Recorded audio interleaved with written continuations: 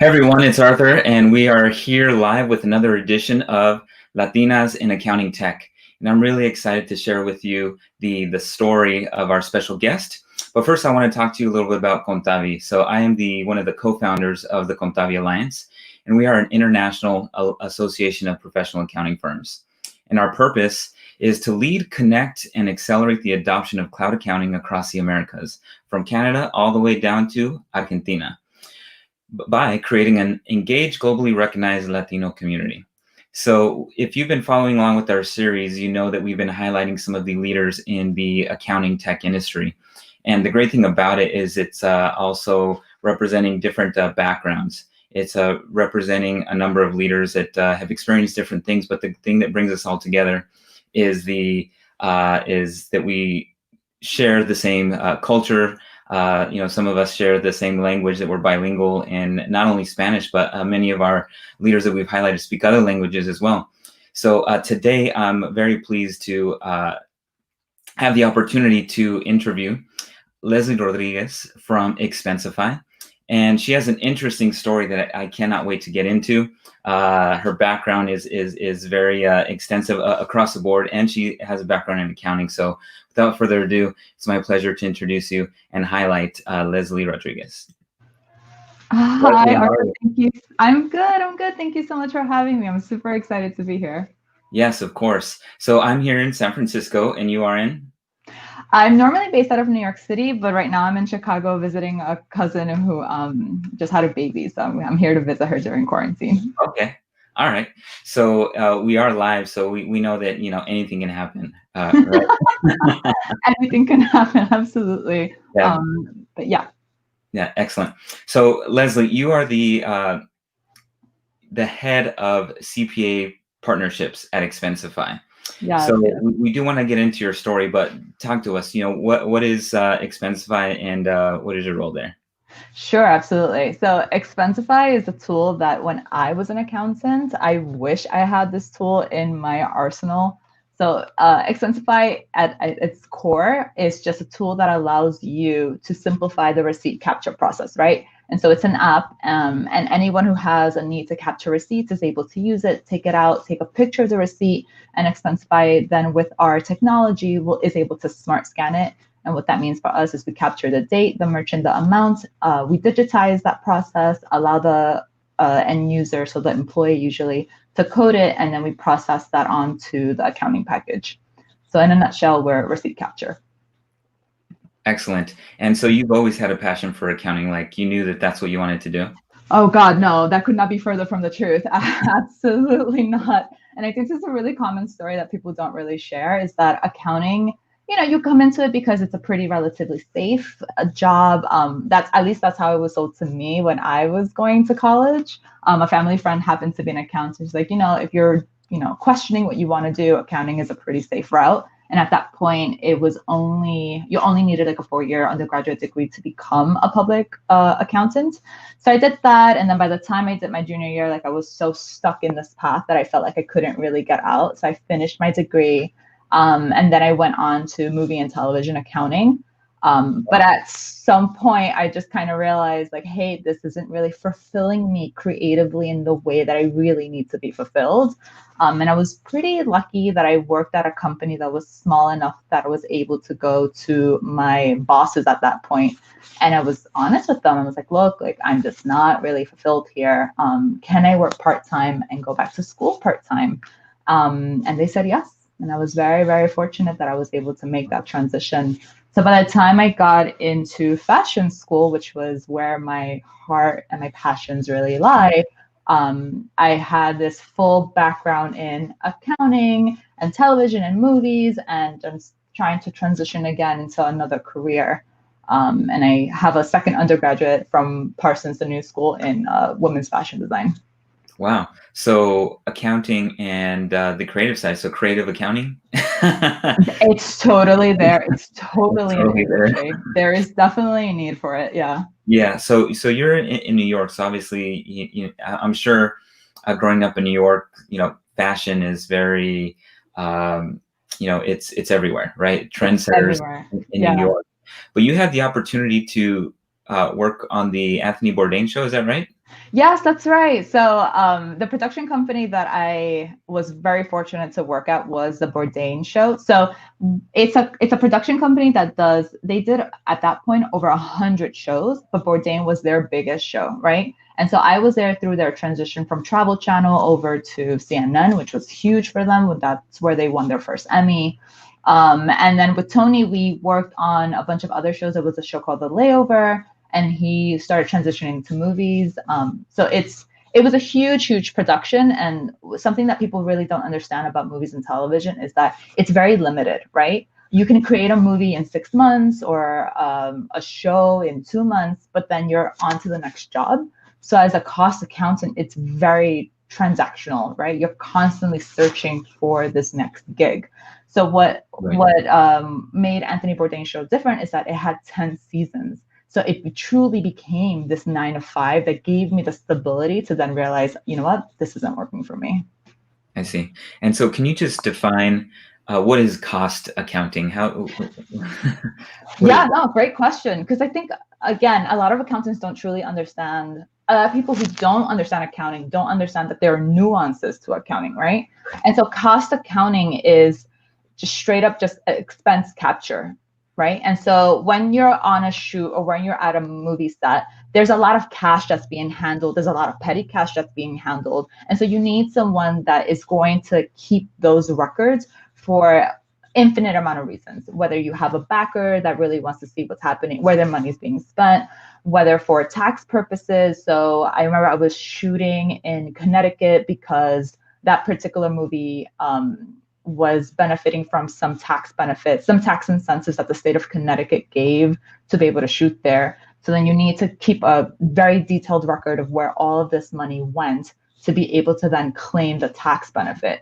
And so cost accounting is simply just that, keeping a very detailed record of where the money's going and then managing the budget as the money is being spent.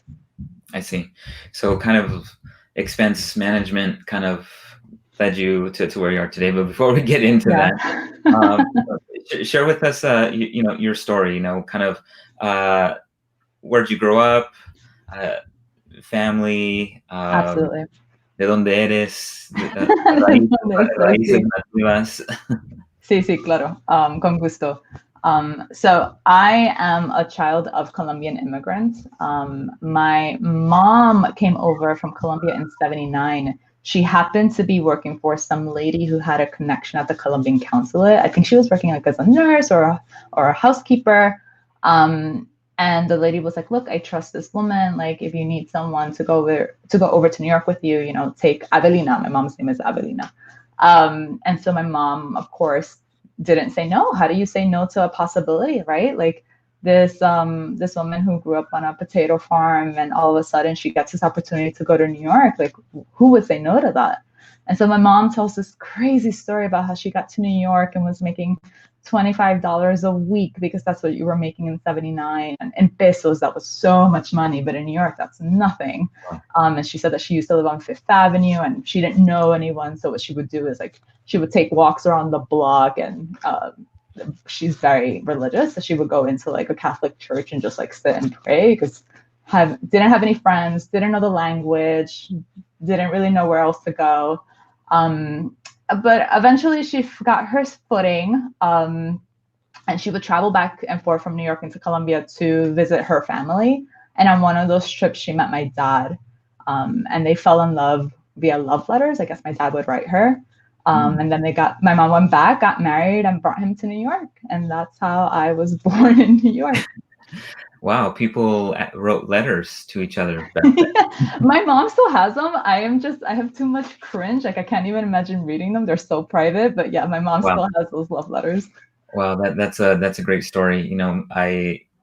Whenever I ask my mother about her parents, that her family was from Chihuahua, it's always a story of, your grandfather stole your grandmother on a horse and then they ran away. So letters, stealing, your bride away on a horse. Yes, it's awesome. I recently retold this story to someone else who had a very similar experience, and he was impressed that my dad followed my mom, that it wasn't the other way around.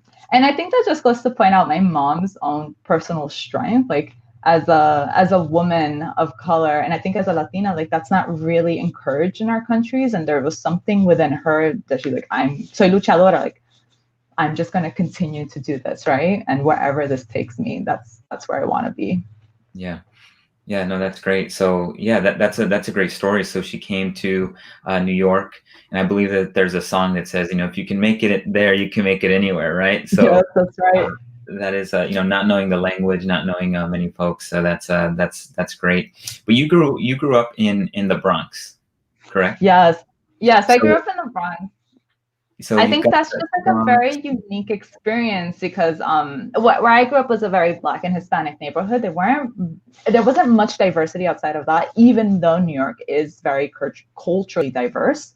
And I think that is also what gives me that grittiness that a lot of people perceive, especially my work colleagues, to know that I am very opinionated and don't have an issue actually stating that. I think that's definitely a product of my environment. I think if New York, it's tough to be a wallflower. You'll get swallowed up very quickly. So when you went to you moved to Australia, and I'll ask you that in a minute. Did you feel like, or other parts of the country, did you feel like you had to rep the Bronx to have that grittiness? Like that was a part of you that I carried? think it's impossible to hide. I just don't know how to be another way. But it's so funny that you bring up Australia because to me, it was such a culture shock to work in an Australian company. And that's when I realized that the American work culture is completely different from the Aussie work culture. And I had to adjust if I really wanted to thrive there. So the Aussies have this concept of a tall poppy. And so if you think of a poppy field, right, it's a level playing field. And if you have a poppy that sticks out, that's the poppy that gets cut.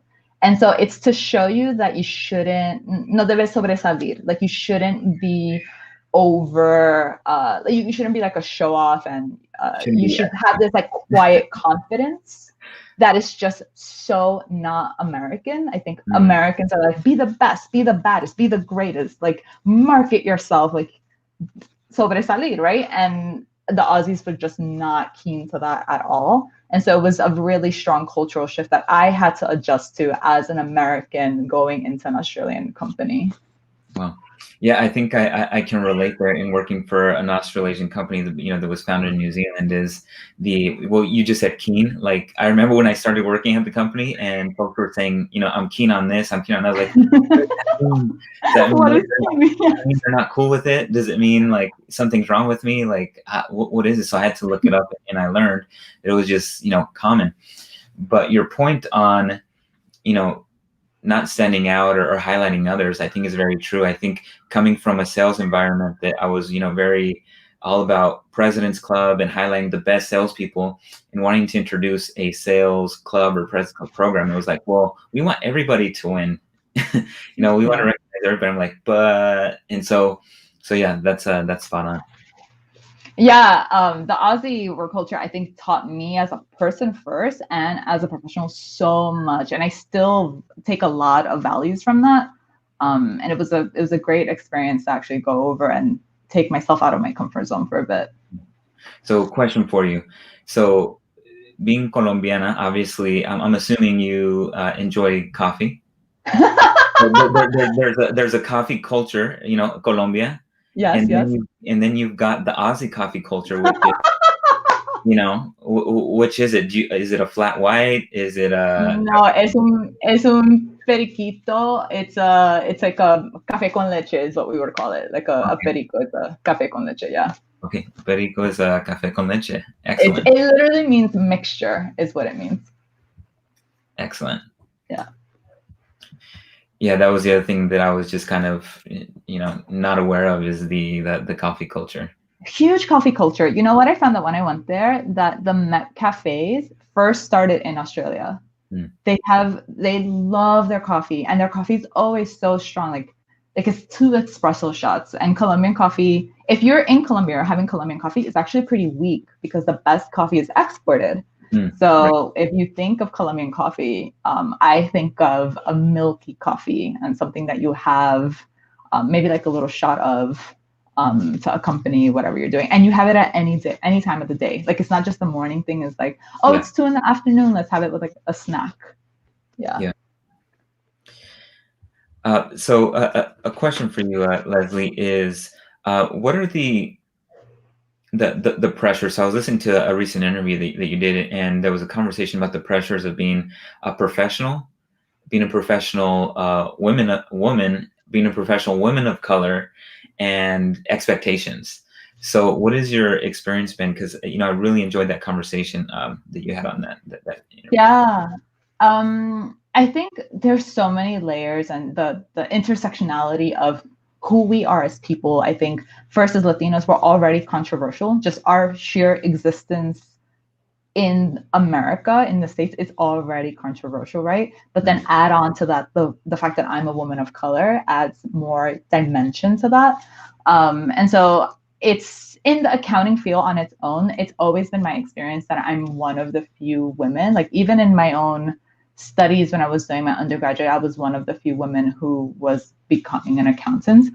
And then when I worked in television and production, again, I would walk into rooms and be the only woman. And it's just something that you become used to. But then walking into the room and also seeing, not only am I the only woman, I'm the only person of color too. So it's not this overtness that comes with it, but it's more like an understanding. It's like, I am here, somehow I made it, and I kind of have to make this work, right? I don't think anyone pulls you aside and tells you that. I think it's just a self-awareness thing. But when I transitioned over to fashion, it was the complete opposite, right? Fashion is filled with women and people of color and creatives and other, gender norms and sexualities. And it was just so much more inclusive that when I transitioned back into tech, I was like, okay, I can see where we can improve, I think, as just an entire work culture, right? Tech. And I think that now that the BLM movement is coming to be, I think a lot of companies are really paying attention to not just more Latinos, but like to people of color in general. So it's been really great to see that happen. Absolutely. So yeah, you mentioned being the only one in the room, and I think sometimes as a Latino, that it can be like when you see someone else enter the room, like have you felt like, hey, there's another Latino, Latina, Latinx that looks like me, let's be friends? Or is there something that happens that it's kind of like I see There's you. a kinship, yes, and it's Yeah. unspoken. It's this energy that gets transferred, right? But this happens to me a lot, yes, with Latinos for sure, but with children of immigrants. Like, you don't have to be Latino to have this experience, like coming to this, having your parents come to this country, feeling like you're other, like having one culture at home and one outside. Like, I think that experience is universal to immigrants and children of immigrants. And so because I tend to be the only Latina at work, I try not to just silo myself and my experience to the Latino experience. I really do try to see the human there, and in any which way that I can connect with that person, that's really what I pull for. So if you're of a different color, but your parents came from another country, we're the same. It's the same experience. If we're a woman, you are a white woman, I'm a Latina, we have this shared experience. Let's bond on that and build from there. Right.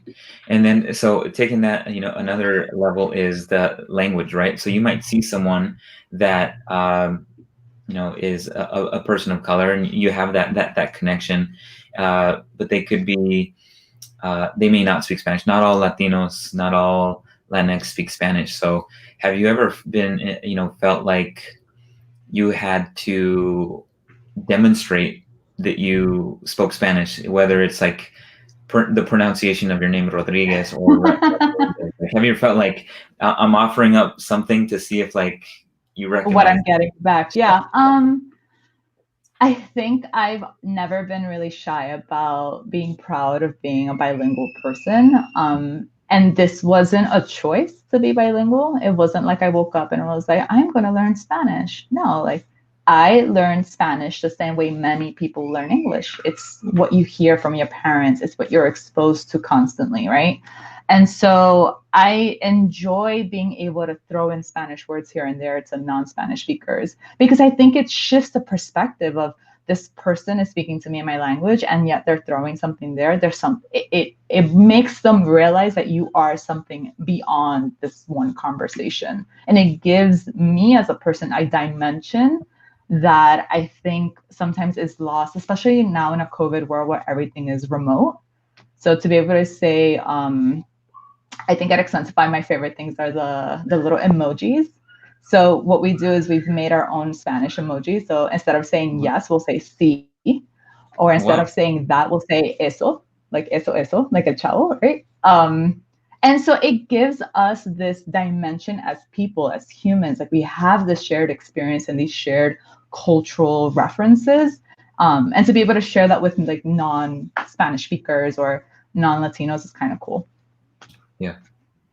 Yeah, you mentioned the little emojis, and I've always seen Expensify as a very creative company. There's a gentleman in the city that carries a sign that says like Oh yeah. that that expenses that don't suck, or that's what it says. I was like, that's great marketing. And so I've seen this gentleman from time to time. The Super Bowl commercial, was Yes. amazing. Thank you. We were very proud of that too. Yeah, that was just a phenomenal campaign. And of course, Expensicon, those events, I've had the honor and the privilege to have attended both of them, and looking forward I'm to. so jealous. I'm so jealous. I have not had the privilege of going to them, but I look forward to the next one, hopefully. Yeah. But I just wanted to speak to the commercial real quick. So that commercial took a while to get to, right? And it was just us as a company deciding this is what we're going to do. Here's how we're going to organize ourselves and just facilitate the organization of all of these creative minds into one point in time. And if you look at the commercial, you can see the realization of every single thought that everyone from every part of the company had input into, right? Not just the creative or marketing side, not just the BD side, but also like the fact that you can actually smart scan a receipt. Like that actually works. Like you can actually take a picture of the receipt from your screen and someone is doing that, right? And so I think that the commercial is just a really good representation of what you can expect from a company like Expensify. That's great. And so Leslie, your role, if you can speak to a little bit, you're the head of CPA Partnerships. And so when I think of a software company that's providing a service or this product for expense management, you're leading a very important channel in the company. So talk to us. How did you get to, what got you to that role, and what excites you most about what you get to do every day? So I think one of the major things that got me to this role is just the understanding, the sheer just basic understanding of what an accountant is and what their needs are, right? And mind you, I did have a leg up because I do have an accounting degree and was a cost accountant before. So I completely understood this pain point.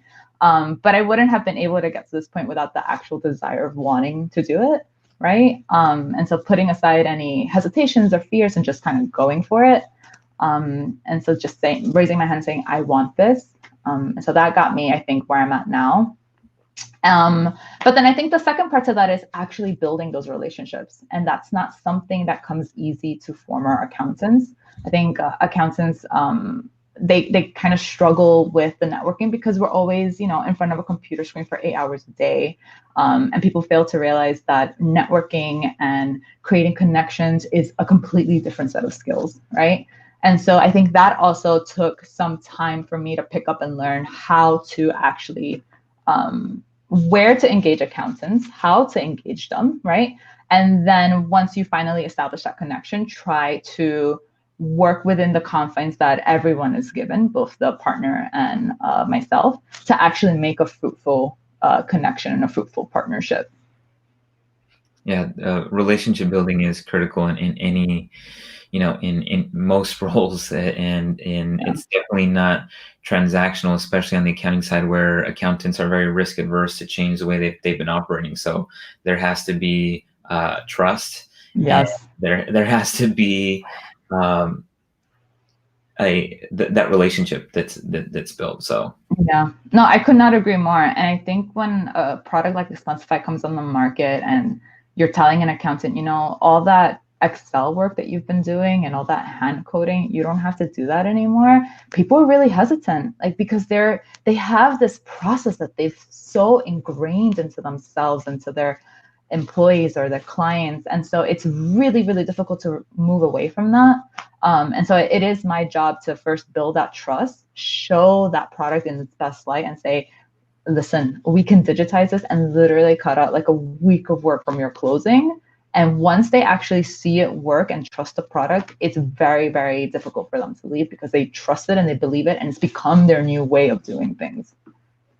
right. I mean, the app is something that I've used in a number of different companies, and it's great for tracking those expenses. And anybody that has ever done an expense report where you have to take your crumbled up receipts and put them to a white piece of paper and fax them into corporate. I mean, that's one of my first jobs that when I was working in a corporate role. Like that's how we managed receipts. It's like, all right, Arthur, get us your report, and so I'd have to find my receipts and tape them because you can't staple them because it jams the machine. It jams the machine, and you've got to fax them into corporate somewhere, and then someone else has to deal with it.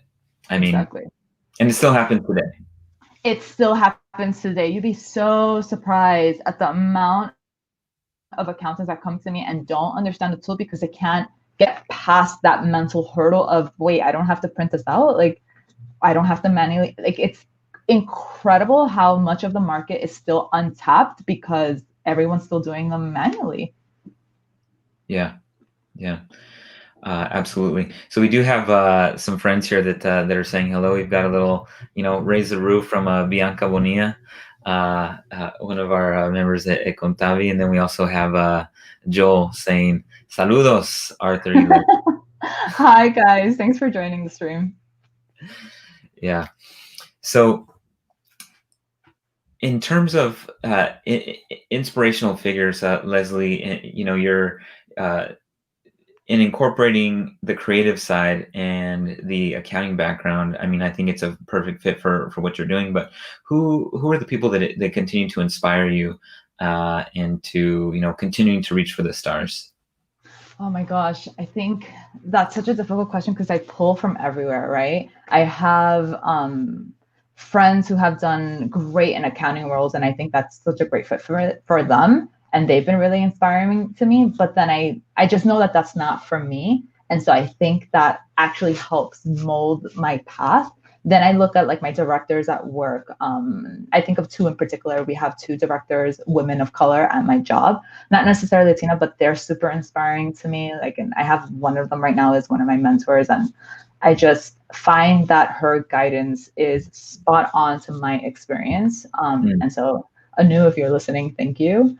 And then I find like inspiration from like my parents' story. Like this is something I was saying recently, like, I don't know if they necessarily ever truly understood how to verbalize what they've done, but just them living their day to day and continuing on living and trying to live their best life possible has always been really, really inspiring to me. So I think I pull from my community, the things that I like and the things that I want to achieve. I take a little bit from here, a little bit from there to really mold my path. Yeah. So Leslie, you mentioned that you're inspired by your family, and being a first generation. You're trailblazing, right? So you're working in technology. You worked in production, with the Anthony Bourdain show. So do you get a sense that your parents like understand like what you do like on a day-to-day basis? Absolutely not. Absolutely not. I do not think that my mom or my dad truly understand what I do. Like, I think the other day my dad was like, "Oh, so you sit in front of a computer screen for 8 days?" I'm like, that's work. Like, that's actual work. I'm not just like, watching YouTube all day, right?